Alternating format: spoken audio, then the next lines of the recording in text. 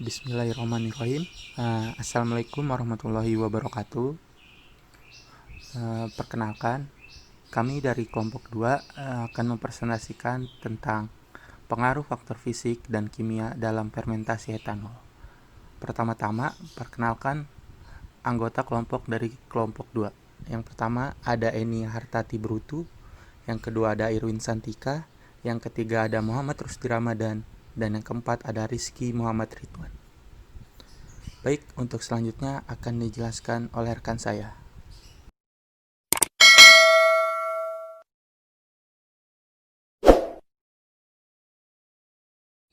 Sini selanjutnya saya akan menjelaskan tentang faktor fisik dan kimia dari fermentasi etanol. Di sini ada beberapa faktor fisik dan kimianya, antara lain yaitu konsentrasi gula, konsentrasi oksigen, terus proses pengadukan, suhu, pH atau keasaman, ada konsentrasi sel, nutrisi, dan antibiotik atau antiseptik. Saya akan menjelaskan tentang konsentrasi gula, di mana gula yang ditambahkan ke dalam tangki fermentasi sesuai dengan jadwal, yaitu dengan cara menyesuaikan kecepatan penambahan gula dengan konsumsi oleh mikroorganisme agen proses fermentasi. Jika tujuannya adalah untuk memproduksi biomasa, akan lebih mudah jika proses dilakukan dengan konsentrasi gula dan aerasi yang rendah. Untuk menghindari hal itu, bahkan dengan adanya oksigen, respirasi ditekan dalam konsentrasi gula yang tinggi. Lalu ada konsentrasi oksigen, yaitu konsentrasi oksigen diperlukan untuk memperbanyak sel, namun agar proses fermentasi berlangsung secara memadai, kondisinya harus anaerobik, bertindak sebagai akseptor akhir elektron dalam fosforisasi oksidatif dan sebagai nutrisi penting dalam sintetis lipid.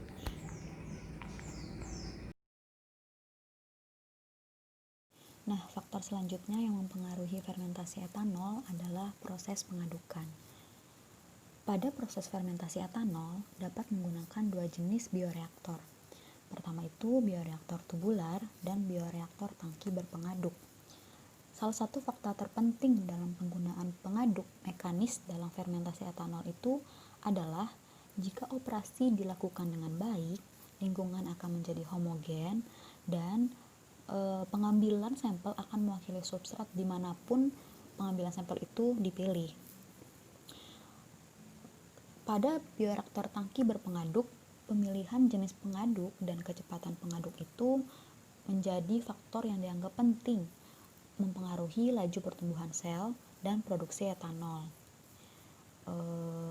Pengaruh kecepatan pengadukan terhadap konsentrasi bioetanol adalah di mana semakin optimum proses pengadukan, maka semakin optimum pula konsentrasi etanol yang diperoleh.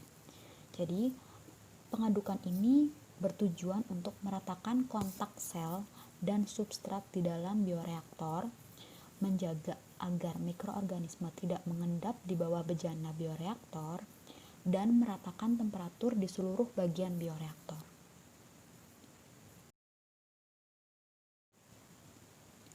Faktor selanjutnya yaitu adalah suhu, di mana ragi adalah mikroorganisme mesofil, dan suhu yang paling memadai dalam praktik industri bervariasi dari 30 hingga 35 derajat Celcius dengan nilai maksimum 38 sampai 40 derajat Celcius. Itu pun bila tidak ada kontrol suhu yang efisien di lingkungan fermentasi, juga tergantung pada media nutrisi yang digunakan. Nah, untuk nilai kadar etanol ini cenderung meningkat seiring dengan meningkatnya suhu fermentasi, di mana suhu ini memegang peranan penting karena berpengaruh pada dua hal. Secara langsung, dapat berpengaruh pada aktivitas Saccharomyces cerevisiae, dan secara tidak langsung akan mempengaruhi kadar etanol yang dihasilkan karena penguapan.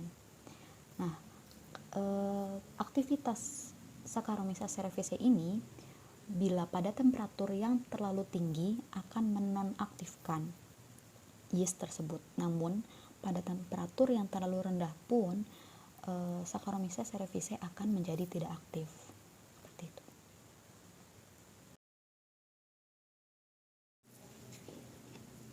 Selanjutnya adalah pH dan keasaman.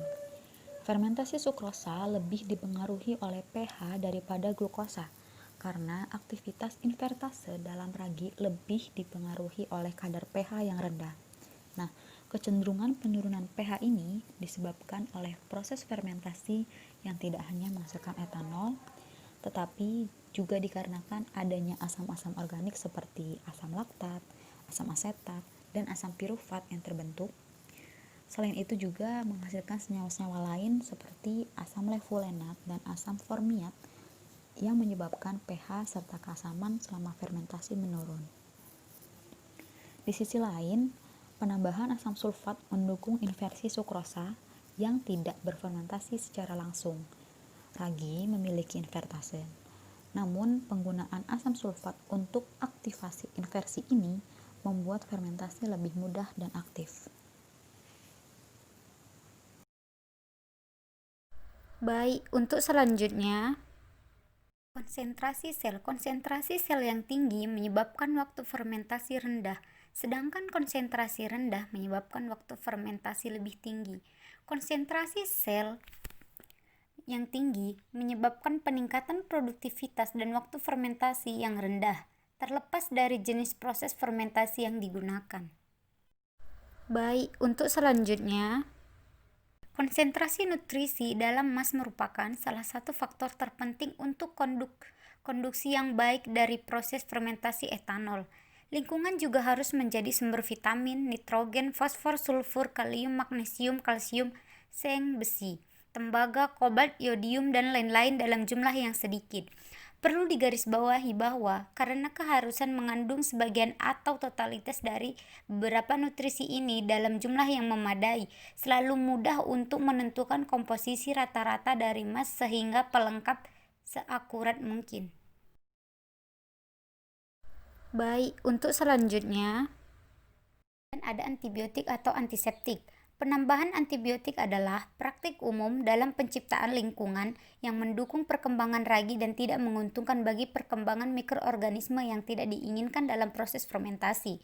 Setiap produk bertindak berbeda, bekerja pada kelompok mikroorganisme yang ditentukan. Evaluasi beban bakteri dan kemanjuran antibiotik komersial akan menjadi faktor penentu dalam pemilihan agen antibakteri. Mungkin cukup sekian presentasi dari kelompok 2.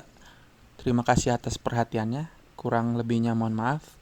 Wassalamualaikum warahmatullahi wabarakatuh.